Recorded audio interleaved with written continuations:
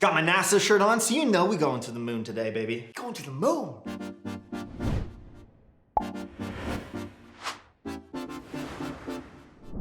Do you like to go fast? Do you like wearing a screen on your face? Do you like drones? Well, DJI have just released a product that I think you're gonna like. What's crack-a-lackin', everybody? My name is Matt, and welcome back to Viva Media. So, DJI. They've just announced the release of their latest drone called the DJI FPV. And for those not in the know, FPV stands for First Person View Flying. FPV, First Person View. Let's call it FPVF. The flying is actually silent. It's like the K in knife.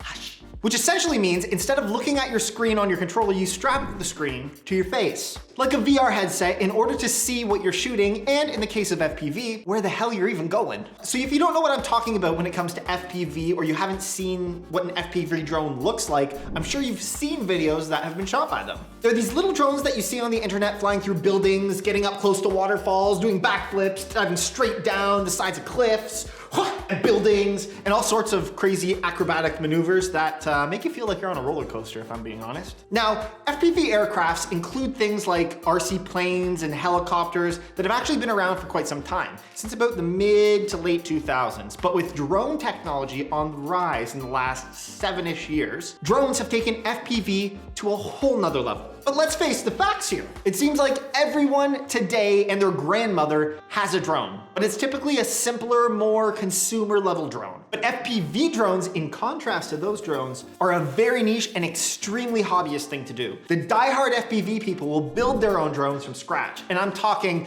solder their own boards and wires, upgrade and change their brushless motors, and the list goes on. And the reason they're so hands-on with these things is because at the rate that these things move and the objectively risky situations pilots put them in, there's a very, very good chance that you're gonna crash. So having the ability to change it, repair it, fix it, upgrade it, adjust it yourself is basically a must. All right, enough of the history lessons. But I mean, if you enjoyed that history lesson, maybe hit the like button and subscribe to our channel for more history lessons.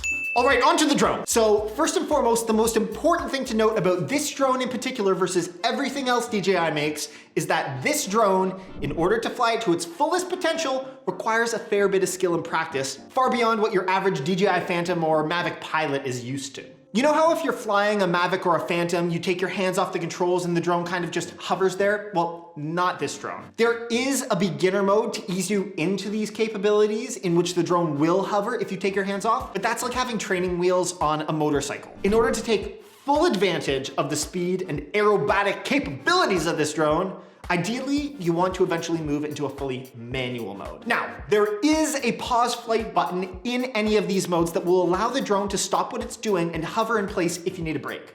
But generally, if you're not flying, you're crashing. And that's what sets FPV drones apart from your typical drone. If you take your hands off the controls, this thing will drop out of the sky like a rock until you correct it, which I admit can sound super intimidating at first if you're not used to the concept. But that's why DJI has the beginner mode, so you can get familiar with how this drone moves and operates. And since this is a flying camera, and its main function is for cinematic purposes, let's go over some of the key specs really quick. 4K at 60 frames a second. This means that you'll be able to shoot slow and stabilized shots in post for best results. But you can also do 100 and 120 frames per second, but that's limited to 1080p. DJI's Rock Steady stabilization, which is a slightly mechanical but mostly software image stabilization technology in camera, will make your shots butter smooth. And I'm talking butter. 120 megabits per second write speeds mean that you're capturing every frame and you're not dropping frames, because dropped frames is bad frames and nobody likes dropped frames. So you're getting all that important, high-speed, juicy data being stored to the card and nothing is lost. That's good. A 10-kilometer range for video transmission. That's insane! Oh, and sorry for you American people, that's a little over 6 miles. And just like other DJI drones, if you happen to actually reach 10 kilometers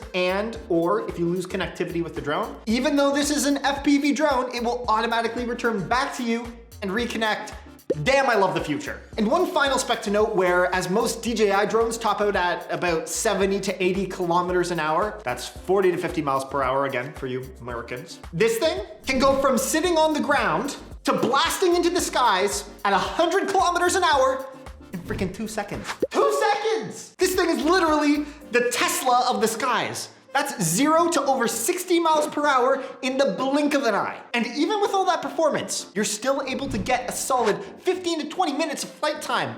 Bless them. And based on what I've read and seen in typical FPV drones, they only get about 5 minutes. So this is a crazy good leap forward in FPV drones and battery tech in general. Obviously, there's a bunch more specs and details about this drone, so we'll link everything about the new DJI FPV in the description for you to read at your leisure. Now, some final thoughts. Is this going to replace the more traditional hobbyist FPV drone? No, I wouldn't say so, at least not right away. I think this drone from DJI is a great stepping stone into the world of FPV, where people might have been a little too intimidated to dip their toes in because of the cost and the expertise required. But this thing brilliantly bridges the gap between novice and experienced FPV pilots. And that perfect Goldilocks ratio that I think DJI has really nailed, and being that this is only the first iteration, it's only gonna get better. So now for the big question. Are we gonna get one? Nah, at least not right away. Will we go one eventually? I think once it warms up a bit in Canada, then yeah. I'd love to mess around with this thing and see what awesome shots we could come up with for our clients in YouTube. Being more traditional drone pilots ourselves, historically only flying DJI products, it would be awesome to expand our arsenal of cameras and drone equipment to bring you guys the latest and greatest. So with that being said, make sure you're subscribed to our channel so you don't miss that day when we finally and probably crash our new DJI FPV drone into the side of the CN Tower or Drake's house. What else is Canadian? Maybe Niagara Falls. All right, everyone, thank you so much for watching today's video. Of course, my name is Matt. We are Viva Media. Thank you for watching, and we will see you in the next one. To the moon. No, we're doing drones today, not rockets. Meow.